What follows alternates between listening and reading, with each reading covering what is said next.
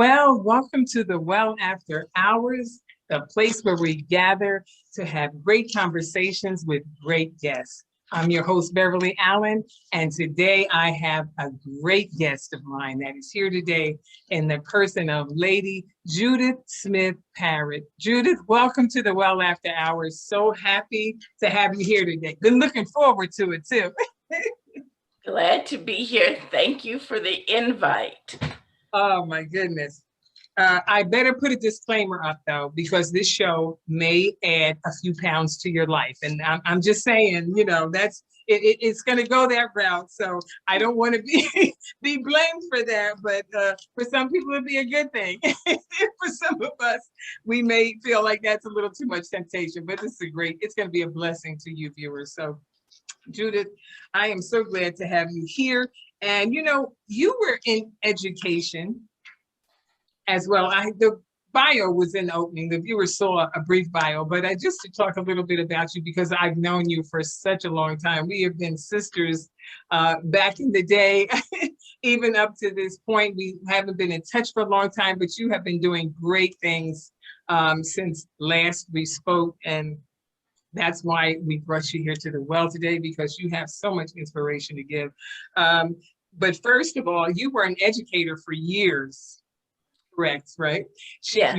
You're married, your husband is a minister, been a long time preacher, teacher, author, in the person of Reverend James Parrott. You have a son, older son, James, and he is married to your lovely daughter-in-law, Anisha. And you have two grandchildren.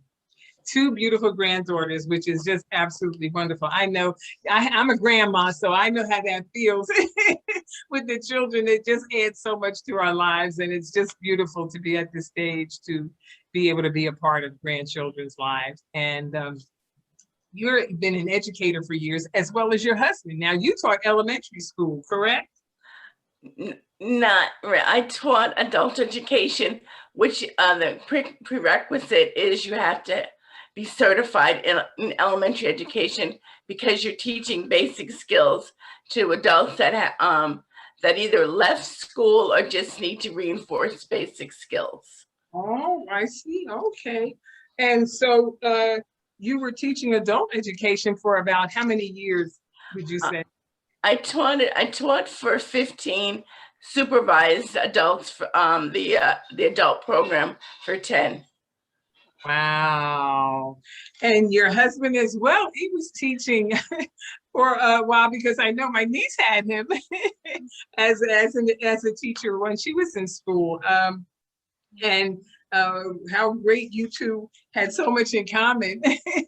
But as time has gone on, you both have been teachers, and now you have gone from, and this is the great thing about it, people, you went from being a teacher, I thought an elementary teacher, but elementary adult education, to being an entrepreneur. And that is amazing. And I would like you to just tell the viewers about the journey to that, because recently you retired, correct? Yes, I had retired. And when you work for the state, you can retire after 25 years and 55. So I did that. And I was like, what am I going to do now? It's like, I need a second act. And I've always baked for family and friends. And their constant was, you should do this for a business. I was like, I'll never, ever do this as a business. I was like, I don't think I could do something like this. I said, I enjoy what I'm doing. I bake because I love it, and I want to give people a little part of me. And the first time that I did a farmer's market and a person bought one of my cakes, I thought I was going to fall on the floor, because I was like, somebody actually paid me for my baked goods. And I was like, I really can do this. And I thank God it's just for the growth. And I look back to when I first started, which was a little over 8 years ago. And I look to where I am now, and I'm like, the journey. Wow. That is amazing. And wait a minute. So you retired how many years ago? In 2010. Oh, okay. That wasn't that long ago, actually. and you know, the reason I say that, because you, and this is what I hope the viewers, you know, get out of this too, is that you were thinking about things you wanted to do as you neared your retirement phase of life, right? And you had said one time, which teaches us never say never, that you would never be doing this for a living. But the thing that you used to love to do, because obviously you love baking and all of that, and became so good at it. I mean, I don't know what formal training you have, but all I know is from all the things that I've tasted that you made, you could have graduated from the Sorbonne or in Paris or someplace, but because your skills are so excellent. I mean, the taste of your food is second to none. Your baked goods are just awesome. Thank you for such kind words. I learned from grandmother and aunts, and that's basically where I have to say it came from. Sometimes when I wanted to learn how to do something, as they say, you call on your ancestors, and all of a sudden I hear Ma in the background saying, you need to add a little more of this, or you need to do this, or why don't you try it this way? And I'm like, okay, thank you. So I can say I learned at the foot of my ancestors. Wow.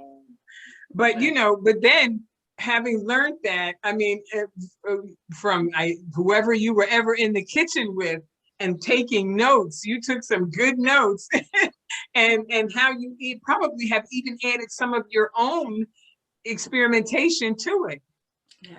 Yeah. That one thing is, I say baking is a science, so you can't. I'll try to add different flavors and different textures. As I say, I'll try anything once, and then some of my biggest I feel my biggest mistakes have been some of my biggest successes. Say that again. Please say that again. My biggest mistakes have been some of my biggest successes. Definitely. Awesome. One of the cakes that people love is both. I have two: the hummingbird cake and the lemon cake. And both the hummingbird cake comes from my aunt, and we call it the cake that don't last. And it's like no matter how many, like if you say, well, I'll have to make two of those, and then all of a sudden you're like, where did my cake go to? And it's just, it's such a great combination of like bananas and pineapple and pecans. It's just literally just melts in your mouth. Oh. And then the lemon cake, who doesn't like lemons? Oh. And besides the taste of it, it's just the smell. It's just and then if you warm it up with a little bit of ice cream. Oh my goodness! That's why we had to put up a disclaimer for pound gains. That is just, I've tasted them, so I know. And you know what? Having said that, viewers, I'm going to take a break just to give you a little treat. I'm going to show you some of the samples of her delicious tasties that she has, that we're going to give you information at the end of how you can get all this and what you need to do when you see it, because if you see it, you're definitely going to want it. So we'll be right back. Don't go away.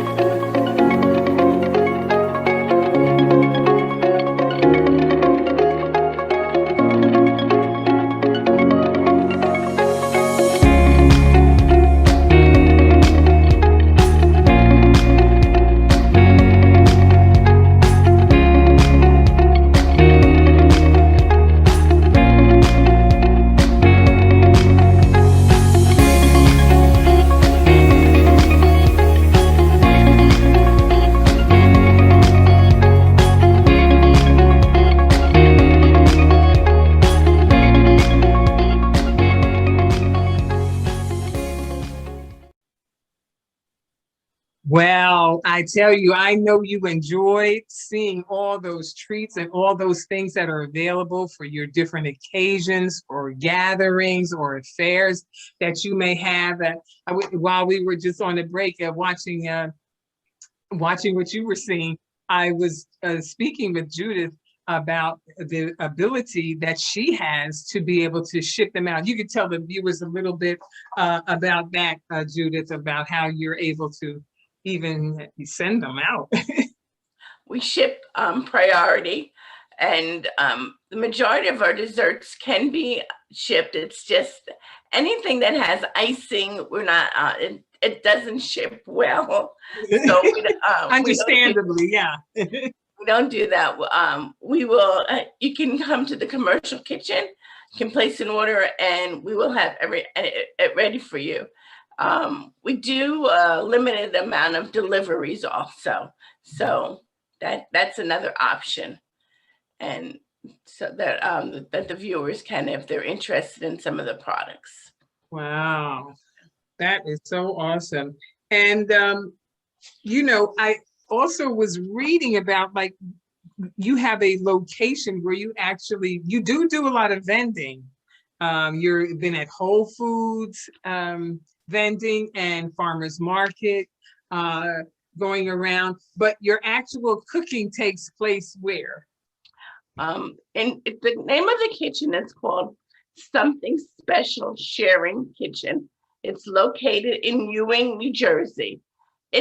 What it is an incubator kitchen where there's approximately, I'm going to say, 7 other food purveyors come in to make their products to sell for the public. So we're not all there at the same time, but we all have usage of the kitchen. And so basically, it helps businesses to get started in the commercial realm of selling their products. Because, example, if I have to make like 50 cakes, it's impossible to make 50 cakes in my little home, but I can do it in the commercial kitchen in a couple of hours, wherein that might take me a week and a half to do it at home. So, wow. Yeah. So what some of the steps, how you went from, actually, okay, you have the vision and you're making it plain. How did you start and arrive at where you are now, professionally, because, there are a lot of people who don't actually move forward in things because it looks like the job looks so big and it looks so difficult.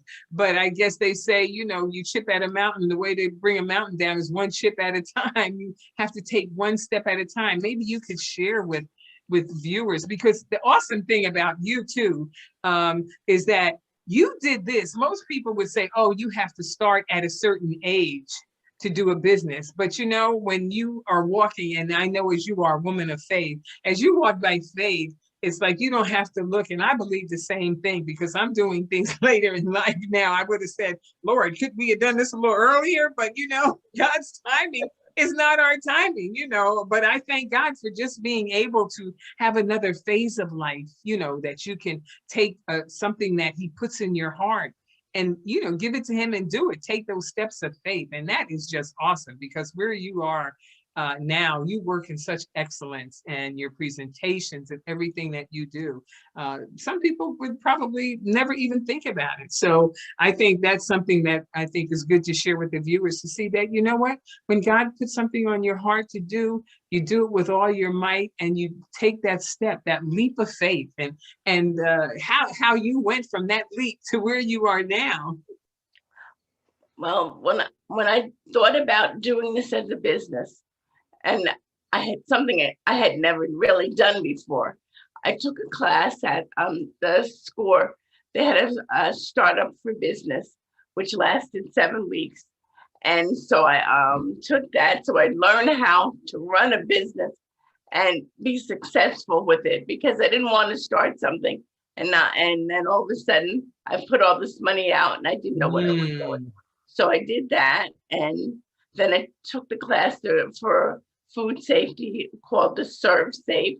I took that class, so I knew how to make sure that I was hopefully not making anybody sick with my so, and then I started out doing one farmer's market, and from there I met some people who made some suggestions that they invited me to do some county fairs, and then from there got into another couple other farmers markets, and then I started doing the Whole Foods in Cherry Hill had this program for small businesses to be able to sell their product in the stores called the Hatchery.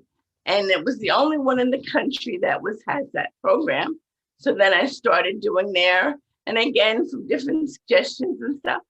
And I guess I want to say the rest is history. That's kind of, it's just started very small and just learning as I go along. And I belong to a mastermind group of other women that have businesses that help. Like whenever you're like, oh, I don't know how to do this, I'm not sure, I really need, it's just I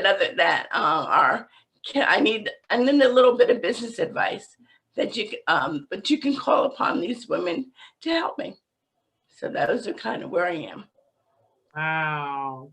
That is awesome, because your online presentation, you're on Instagram and everything is so beautiful and put together, so well. And sometimes, people start out, you don't know what to, how to start, what's some of the first steps, that you have to take. And thank goodness you have kind of like a little mentorship group where you all help each other, or share information or, expertise, that you can do that. What would you recommend to anybody who is nearing retirement and has had a long dream about doing something that they may feel it's too late,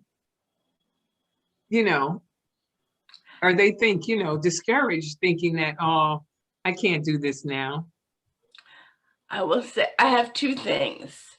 The first thing is it's never too late. If this is your dream, if God has put this in your heart to go forth and do it. There's a scripture that I use, Psalms 127:1. It says, except the Lord build the house, they that labor in vain. But when the pastor preached the message, he said, take it to, except the Lord build the business, they that labor in vain. And that's how I've done everything that with the business. I check with God, make sure and pray about it. Is this the direction that you would have me to go? And sometimes when God has said no, and of course I get a lot like, I really don't think I heard you say no, but let me ask you again, just to make sure you said no. And then you ask a third time. But basically, if you follow those steps, you just say, this is what I want to do. But you make sure that you do your research. Don't just decide, well, I want to make hats, but I've never made hats. I have no, but this is, and I'm not going to go to school. I'm just going to I'm going to go to the store and buy some stuff and put it together. And then it doesn't work. You haven't done your research. Do all of that before you step out into it. I know with a lot, with the cakes, a lot of times I have a desire to try different flavors. And some of my neighbors have, they're my best friends. I was like, try this and be honest, You have a little survey group. Yes. Yeah. And that's the way always I give out a lot of samples, and I take honest feedback for whether what the flavor is, how it should work, or it doesn't work. Just those things. Wow. Well, I tell you, it's one of the greatest lessons and one of the worst things, I would say, or the things that have been the most challenging, have you learned kind of like through this journey? I'm going to have to say my most challenging was 4 years ago. I had a major stroke. Wow. And I had just won what was called the New Jersey Food Artisan of the Year. Mm. And with that comes a lot of press, a lot of people looking for, especially when they're trying your product, they want to meet you. And I was in the hospital for 2 months, and then after it, I still had to learn to walk and do all these things, and was told that my doctor said to me, "I don't have much hope for you," Wow. and she didn't tell me this until after everything was, I started walking and being able to use my hands. She said, I'm glad she didn't, because Yeah, that would have been discouraging. My goodness. yeah, and I look at where I am today, and just again, back to, I've gotten more business. Mm-hmm. I've gotten a couple of corporate accounts. I bake for restaurants, and that's it. It's just like that was a challenge that I was able to overcome, and I overcame it with the help of God, my family, and I have a couple of people that I help in my that I have a helper in the kitchen who's she's just, and a lot of times when I really am not, I'm not supposed to do something, and she says, "Well, you go ahead. I'm going to let you do it." And I'm like, "Yeah, because I'm going to try." And I've been able to be successful with it. I've so that I'm going to say was my biggest challenge, and I guess I just putting myself out there, and that I'm really, trying to, because I'm kind of introverted, trying to talk to people about my product, getting them to sample it, and laughing and joking with them, and was kind of hard for me also. Mm. Wow. How about what business advice would you get someone who feels like maybe they don't have grand funds to start a thing? How small? Can they still start off small? Yes, I started my business with $50 to go buy a license. And that was it. I went to buy my my business license, and every dime that I spent, I put money in. I didn't take it out until I was able to be successful. Like if it wasn't like, "Oh, okay, I sold the cake," and you sold the cake, and then you go spend that money. No, you put the money right back into the business, and you make sure that you keep accurate records. Don't, do not be commingling funds, making sure that this is how you get your business to grow. Just like, as I said, putting everything back into the business until it becomes like, it begins to support itself, Mm. and that it will, if you do it the proper way. Wow. And how would you say to most people how much time they have to be patient? I know, patient with themselves, patient with building a business. It doesn't just because you could be the greatest chef or the greatest cook in the world doesn't mean your business is going to be an overnight success, or things like that. How is there a time frame that you think people should allow at least themselves to what you call really give it a try? Because sometimes people say, "Oh, if it doesn't work after 6 months, and it doesn't always work like that. You need more than 6 months, to get things sometimes up and running and really going so that people will know about it. What do you think about that? Yes, it takes time. I'm going to use an analogy. The same way you make a mix and you put the cake in the oven. It's going to take 45 minutes to an hour and a half to cook. You can pull it out at 20 minutes and you're going to have a mess. Or you can wait the whole time of the hour and a half and you're going to be successful. And it's the same way with your business. It's going to take time. Yeah, there are some people that they, all of a sudden, like, yes, I've made it in less than 2 weeks, fine. But the average business is going to take a couple of years to be successful. It's not, before you can honestly say, yes, the business is supporting itself. And everyone, I don't care if a person is making $1 million or $1, they have come to the point where they're just like, they feel like, I can't do it anymore. Everybody goes through that. And when you do that, get back up off the floor and start over again. And that's it. And just because the same way you did, same energy that you had to start the business is what's going to keep you running the business. Wow.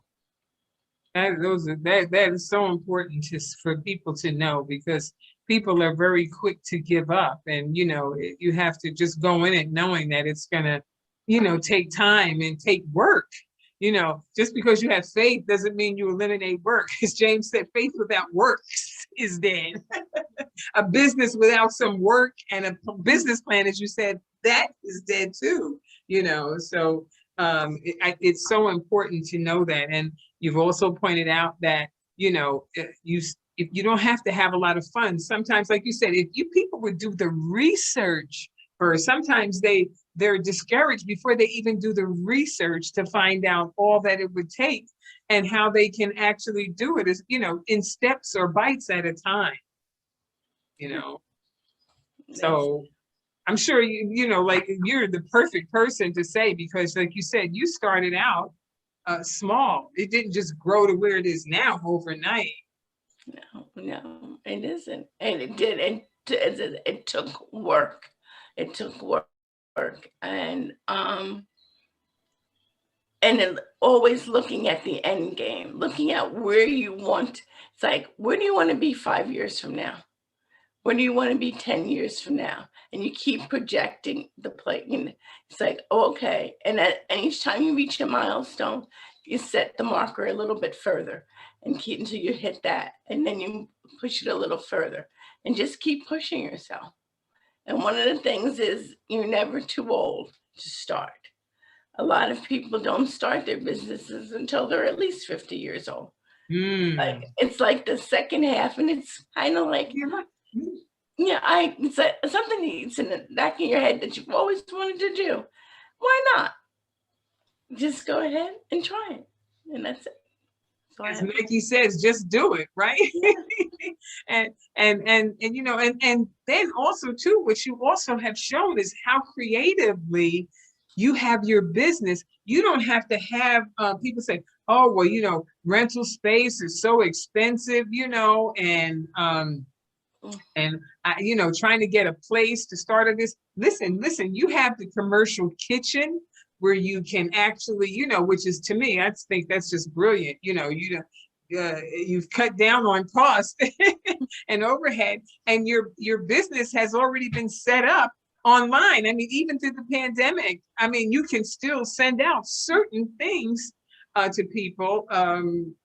And being that, especially with a lot of the vending that are in places where people could still go, because they still had to go to the market, they still had to buy food, and being there and even practicing, they could still practice social distancing.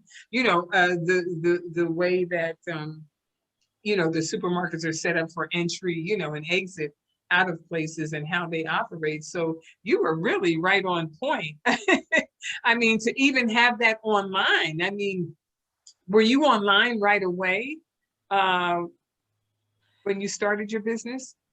I've always had a presence on Facebook and Instagram. I've always had it, but through the pandemic, which is been very helpful, where I've gotten new customers because they found me on Instagram and on Facebook. So that, and it kind of, I don't like to say it helped, but it did. It helped. It kept me afloat, where in a lot of places had to, especially food businesses, had to close down. I was able to still sell my product to some new people who hadn't seen me before. And I also was able to, I sell my products in a catalog of people at, all across the country who don't, who I may never meet, but they just purchased the cakes through the catalog. And that was another thing that happened through the pandemic. Wow. And the pandemic has really opened as many doors as people may have said closed doors, because it's taught everyone another way to do business, and people were home. A lot of times all they had time to do sometimes was surf the net in between, looking for different things. And, and then they had Uber Eats where they could deliver, front door delivery, drop off. It's just like so many things that it's amazing how things go. Like one area could be flourishing while another area, is decreasing or diminishing. So you can't just say, oh, I can't do this or I can't do that, but there's so many creative ways. And I think that the pandemic has taught many of us how to do things differently and to be set up, for to meet people's needs, because it's the way it is. It's kind of service oriented. If you can meet the need, you got a great business. That's it. You're right about that. You just have to meet people where they're, it's just like, okay, well, let's try plan B. And that was it. And plan B for myself worked out well. Yes, absolutely. Oh, and that's a great point. Like you said, you have plan A and plan B. When did you make like two separate plans when you started out? Like, I'm going to do this, I'll give this much time to it, or how did you figure, like you're looking maybe kind of long term, what you would do, your approach? What was your approach to that? My original plan A was to have a cafe where I sold my cakes and pies, and people would have come in and get a cup of coffee and sit down and enjoy the desserts. That was my plan A, which never ever materialized. And then I'm glad plan A didn't work out, because I don't. Isn't that something? And plan B was to do farmers markets and street fairs, which have been more, I've met more people, and I've been more successful doing that than I would have at the and less confined, as I don't have to be in some place every day for a minimum of 5 to 6 hours selling, plus baking at least another 7 or 8 hours a day. This way, it's like you do the baking for the affair, and then if you want to take off the next day and go to the beach, you can do that. But if you have a brick and mortar, you can say, well, I'm going to go to the beach, but you can rest assured probably by the end of 3 months, you're not going to have a business. Yeah, so this way, So true. I can take off when I get good and ready. It's like, and if I don't feel like doing the farmers market, it's like, oh, I'm not doing it. But if I had a freaking mortar, it's like, you got to open that door, whether you want to or you don't. So it's, I'm happy with my plan B. I know, my goodness. And it's so great too, is because you don't have to have high advertising costs, because people always come to the farmers markets. They're always looking for it. And then to have that extra added on there while they're getting their healthy veggies and their fruits and other items that they get. Listen, and then to see that sweet dessert table. I mean, that was amazing to be able to go there and see, oh, and the way you have everything presented, which the viewers saw in our little video that we inserted showing, all the things that you do, how the treats that you offer is just so incredible and so delectable and delightful for those that you even allow people to have a little sample of it. And my goodness, that lemon cake, oh my goodness. That is, I don't know. There's always an ingredient, and I'm sure, like you said, like they used to say in some of the movies, like, I can tell you, but I'd have to kill you after I tell you. There's always an ingredient, no matter what the cook gives or chef gives, and you try to imitate that. There's something that they hold back that's like the secret that makes it really so special. And I love lemon cake, and I've had different lemon cakes, but your lemon cake has something in it that we'll never know. It's some secret ingredient because it is just phenomenal. Yeah. I'm not expecting you to tell me, but I know that I just know it. I've eaten too many lemon cakes. And after having had yours, I know that there is some from great grandma, somebody handed down something, or either you experimented and tasted and tried something that was new, because it was just so awesome. It was. I mean, that's why I kept coming back every time I saw you to get more and more. Wow, that is just terrific, though. But everything that you have done that has brought you to this point, and your online presence, I think, and sharing with the viewers, they actually get to see someone in action who actually, by faith, took those steps, and actually started and was consistent. And maybe that's something to speak about too, is the consistency of something showing up. Like if you were so great in being consistent with the vending in the farmers market, that people began to just look for you, well, look for your table, Judith Dessert Boutique. That's such a beautiful name. Maybe you could tell us the little background story on how you named your business too. The naming of my business came because I wanted it to be like when you go to a boutique, and you're picking out, they have all different types of dresses and pants and blouses. They have a little bit of everything. And I said, I wasn't going to just sell cookies, or I wasn't going to just sell pies. So I said, I wanted it to be like a little boutique, but for a boutique for desserts. So that's how it began.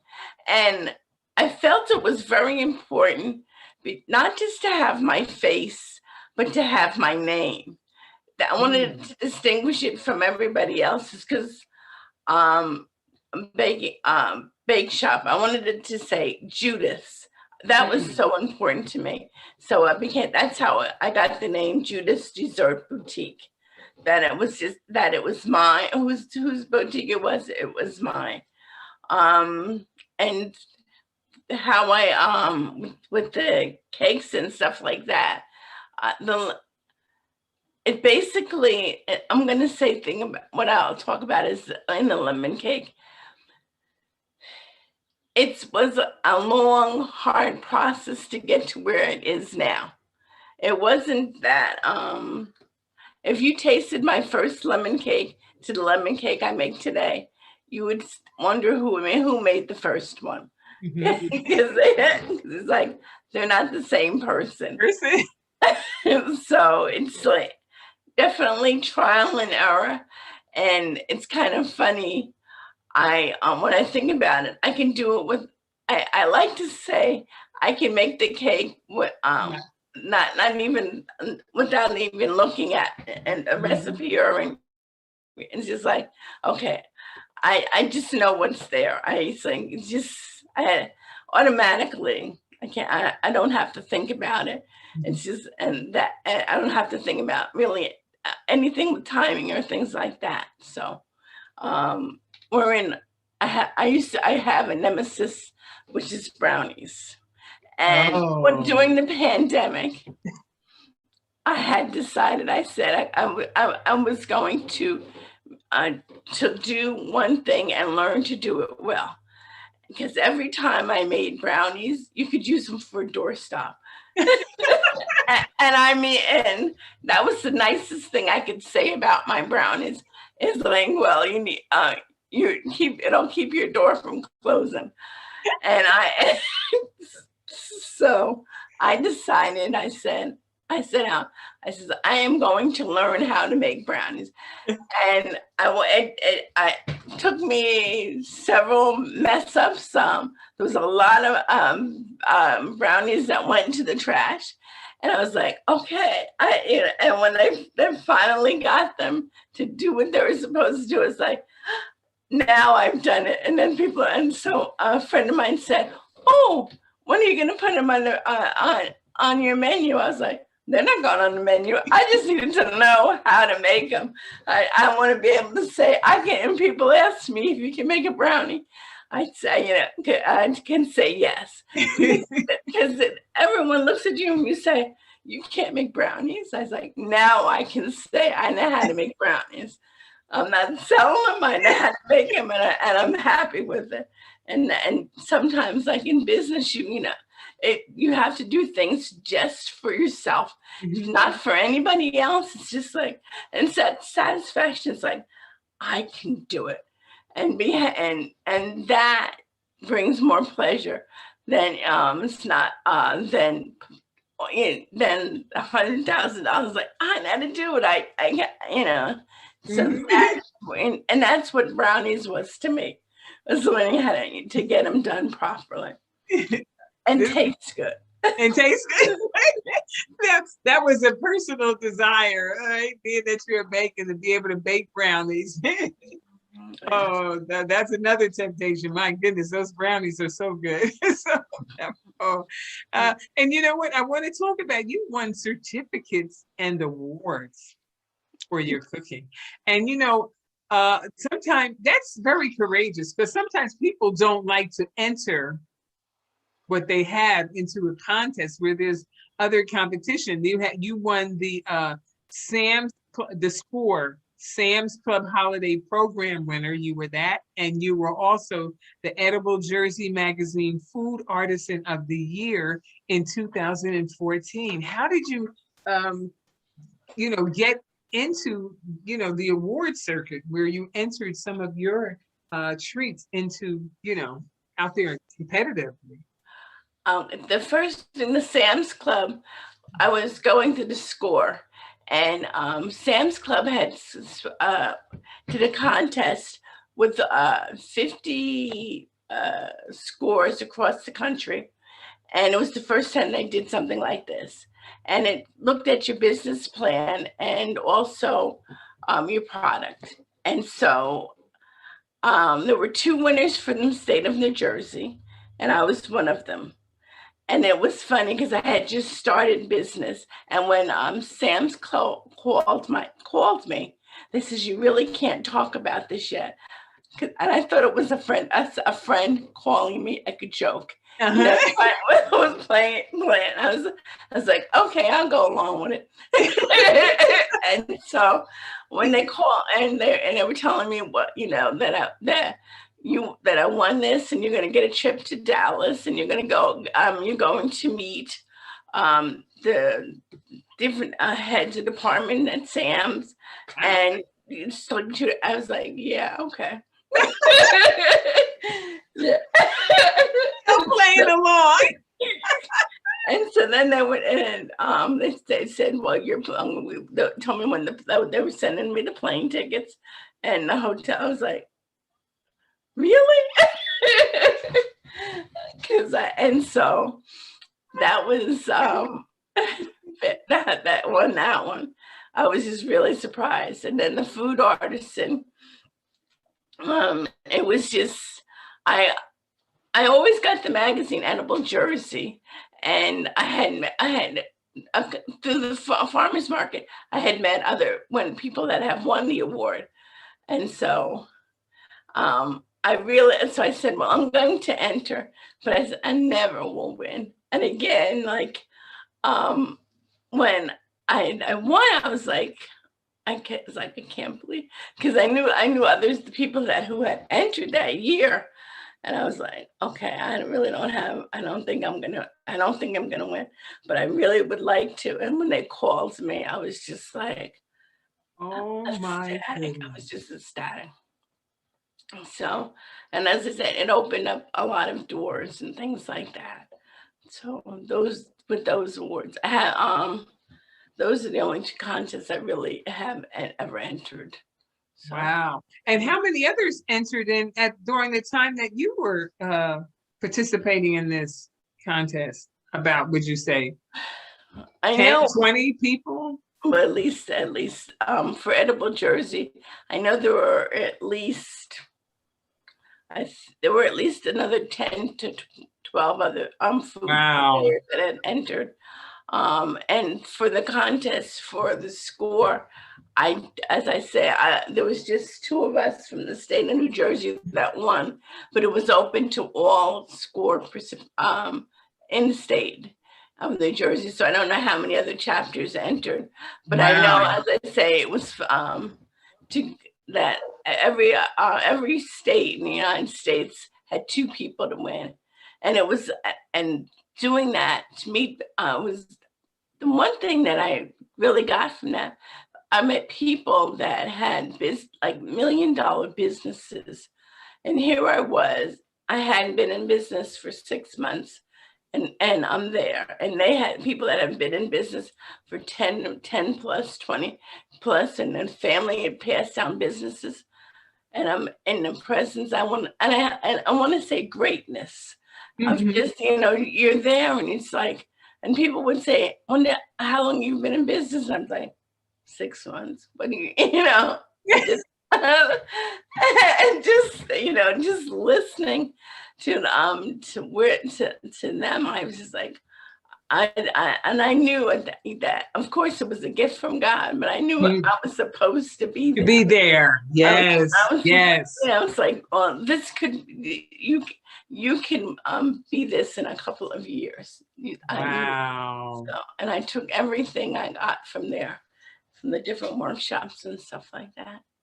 That is tremendous. Wow. I tell you, what a journey. I mean, to start a business and to continue to launch that business, and by faith, through even the challenges that you had, even through the physical, challenge, and I'm sure business challenges or things, because I know the enemy doesn't let us get through anything unscathed or just smooth sailing. That's just not his MO. He's not going to do it. But with all those things, I mean, you kept speaking to yourself, and that's where, as we come to the close of the interview, I would like you to kind of speak to those viewers who may be now thinking that, maybe I can do this, to just know that, there may be some rough days, some hard times, but what your faith means to you that carried you all the way through. If this is something that's been in your heart and you feel that you can do this, you've prayed about it, you can do it. We can do it. It's just like, it's not going to be easy. It's like, there's going to be plenty of bumps in the road, but go ahead and do it. Try it. You don't want to be 5 years from now saying, I wish I had done it, or I'm too old. You're never too old. You're as old as you think you are. And that's it. You just say, well, all right. And if it doesn't work, it doesn't work. You haven't lost anything, but you don't want to be where you're, as I say, 5 years from now saying, I wish I had done this. And this way, and I do say, it's like a joke I say with other friends, and people say to you, what's your exit plan? And I say, my exit plan is to turn off the lights and walk out the door. And that's my exit plan. It's because it's like, I've done it and I've enjoyed it. And now it's time to do something else. And it's not wrong. I won't, it's like you've tried it, you were successful at it, and you've enjoyed it. And if it's time to, and when it's time to be end, it's over, and that's it. And nothing to feel guilty about. It's the fact that I did it. I did it, and I enjoyed every minute of it. And I believe, and especially I look at my age, and I'm saying, it helps. It gives me something to get up in the morning and do. It's like it helps you from being old. So true. Yes. It keeps you from being old. And that's it. Find something. You find something that you love to do, and it's not a job. It's just fun. And it's like, and as I said, when I go back to the first person that bought the cake for me, and just like that, and when I have that look on my face, that okay, I know it's time to stop. As long as I have that, every time that person that bought my first cake and saw his face, I am just like, as long as I see that, I know it's time to continue to work at it, continue to strive to be the best. That is so wonderful. Judith, this has just been so wonderful to see you, to hear you, to know, how the Lord has brought you through, overcome, and continue on. And what he put in your heart to do, you do it with all your might. And look at where it is. I mean, it's just amazing. There's people can be left without no excuse by saying, they can't. You can. It's just a matter, are you willing to work?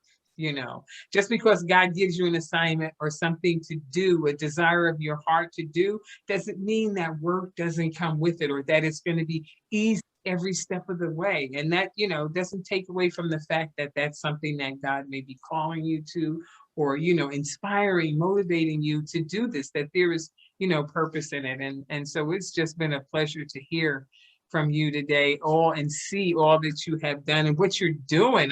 I'm looking forward to some more tasties, even as things open up.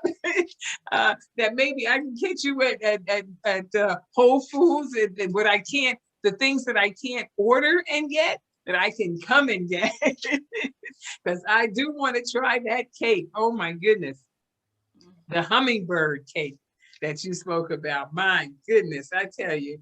Everything just is so great. And I want to thank you for your time today, for being on the well and inspiring the viewers, in something that they really given us something to think about. And I thank God for that, because you're a living example. You're proof it can be done. You're proof it can be done.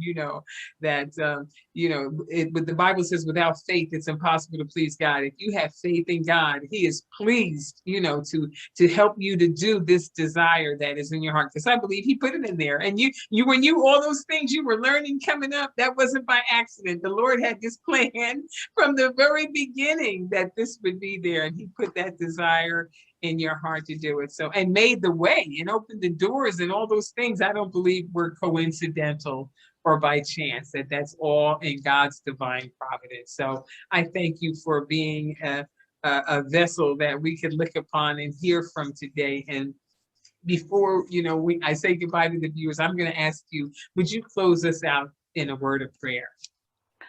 Lord Jesus, we thank you. We thank you as we come before you. We thank you for the conversation that you gave us today, that it was not just a television program, but Lord, that you were able to come through, that the people that are watching it will feel the love that is spent between the two of us. And I thank you for all that thou hast done and what thou art going to do. As you continue to use the well to be a blessing to the people of God, we thank you for all things. in thy name. Amen. Amen. Amen. Well, I tell you, this has just been a joy and a delight. And viewers, I know you were blessed, and I pray that you will come back and gather around the well with us for more conversations every Thursday on Facebook page Beverly D. Allen and YouTube channel every Thursday, 7:30 p.m. on Beverly D. Allen Ministries. And so until we meet again at the well, I'm going to say have a great day, a great week, and a blessed weekend in the Lord. And Judith, again, I want to thank you so much for being on the well. Thank you so much. And to the viewers, we're just going to say goodbye to you, and we'll see you again around the well. God bless you.